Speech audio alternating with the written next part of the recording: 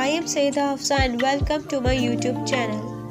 I will discuss here nucleic acid. Nucleic acid है क्या?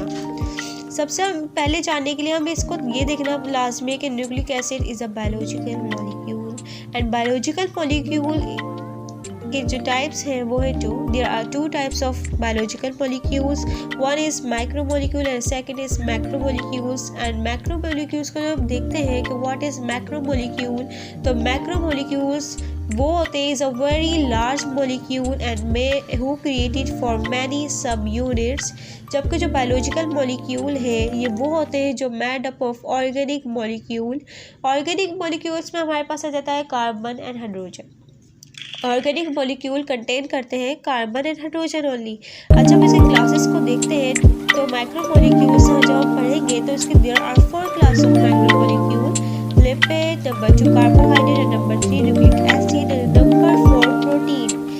Only I will discuss here nucleic acid. Nucleic acid है क्या? Nucleic acid हमने जब बात की तो first of all this is a biological molecule and nucleic acid first proposed by Friedrich Pritzker. And Friedrich Pritzker who is Friedrich Pritzker is a Swiss physician and biologist. He was the first scientist to isolate a nuclein in human pus cell. इन्होंने discover किया था इसको सबसे पहले 1869 में. उनको 80 years और इसमें लगे थे इसको फुली रियलाइज़ करने में. इसके इंफॉर्मेशन को 80 ईयर्स इनके और लगे हैं. जब बात करते हैं न्यूक्लिक एसिड की तो न्यूक्लिक एसिड में हमारे जहन में ये सवाल आता है कि इसको हम न्यूक्लियस क्यों कहते हैं. What is called is nucleic isolated. What he called nuclein because from the human pus cell discovered by nucleus. ये डिस्कवर हुआ था न्यूक्लियस के अंदर, इसलिए हम इसको कहते हैं न्यूक्लिक. और जब हमारे जहन में एक और सवाल आता है कि एसिडिक क्यों कहते हैं इसको. Hence it becomes shows acidic properties. So hence it become called as nucleic acid.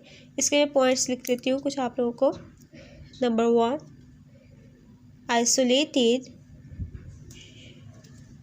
What he called nuclein from the human pus cell, क्योंकि ये ह्यूमन के पस सेल के अंदर डिस्कवर किया गया था. नंबर 2 इसका पॉइंट बनेगा has it shows acidic properties. इसलिए हम इसको कहते हैं न्यूक्लिक एसिड.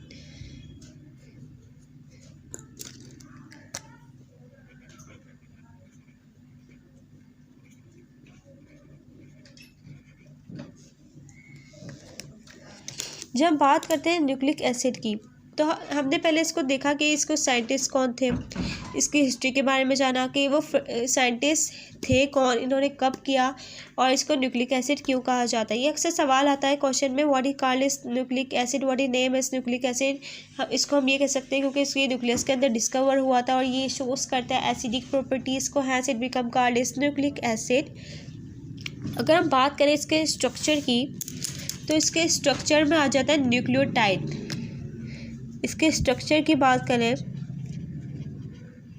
तो स्ट्रक्चर में आ जाता है एक वन टर्म है न्यूक्लियोटाइड. तो हम इसको न्यूक्लियोटाइड क्यों कहते हैं, न्यूक्लियोटाइड है क्या चीज़.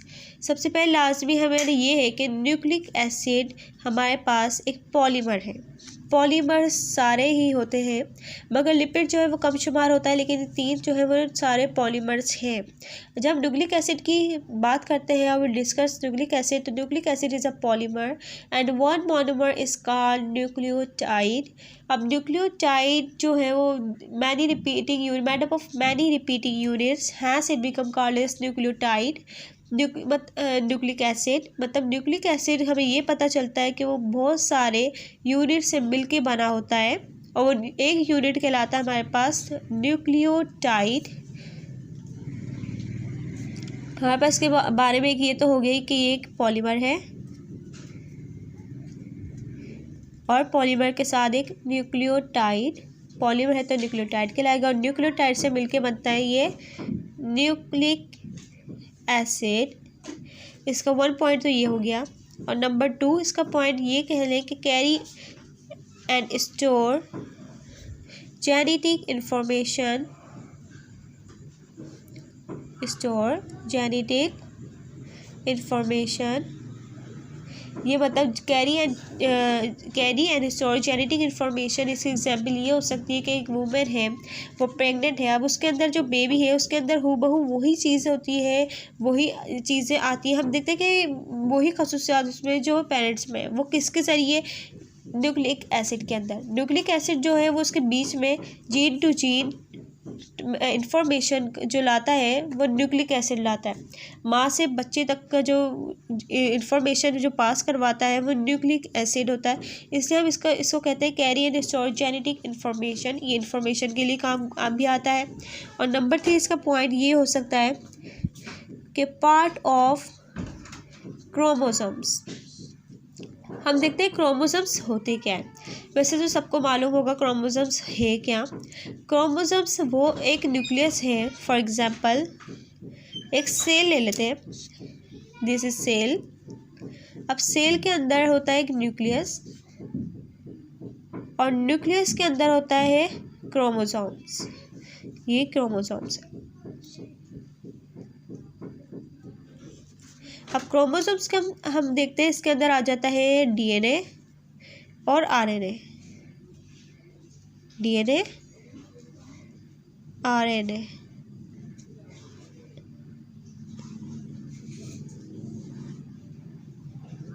DNA and RNA.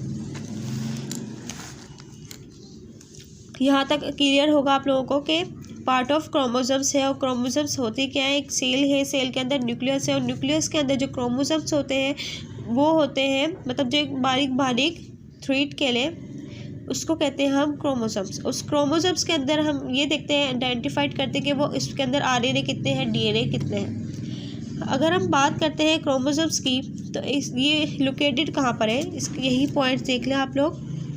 एक और पॉइंट है इसका कि located in nuclei, in nuclei. ये तो बहुत सिंपल सा इंफॉर्मेशन है। अगर हम अभी हम इसकी बात करेंगे न्यूक्लियोटाइड की। अब हम बात करते हैं न्यूक्लियोटाइड की। हमें एक फॉर एग्जांपल हम सपोज करते हैं एक दीवार है और वो दीवार है वो बहुत सारी ईंटों से मिलकर बनी होती है।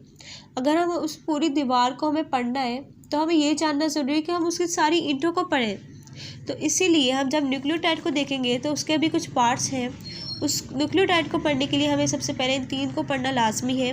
सबसे number 1 is pentose sugar and number 2 is phosphate and number 3 is nitrogenous base. अब फॉस्फेट पेंटोस शुगर होते क्या है, pentose sugar it has 5 carbon इसके अंदर आ जाते हैं और 5 कार्बन इसमें अंदर मौजूद होते हैं।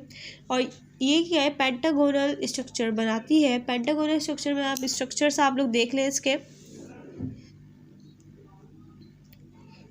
ये शेप है पेंटागोनल की।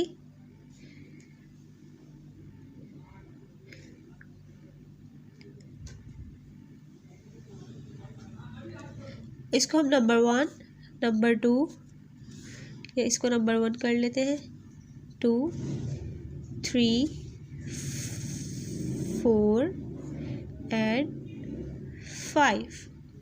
और यहाँ पे हमारे पास मौजूद होता है ऑक्सीजन। ये शेप जो है वो पेंटागोनल शेप है।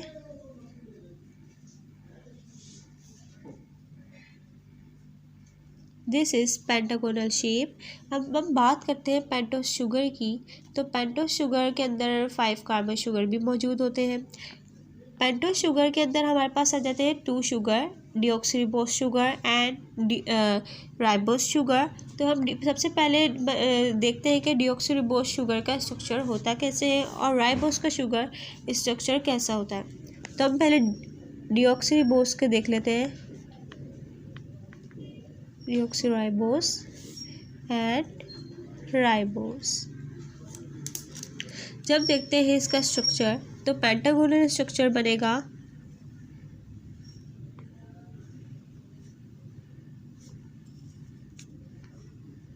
दोनों का स्ट्रक्चर हम साथ ड्रॉ करते हैं। दोनों में ऑक्सीजन आ गया, ओके।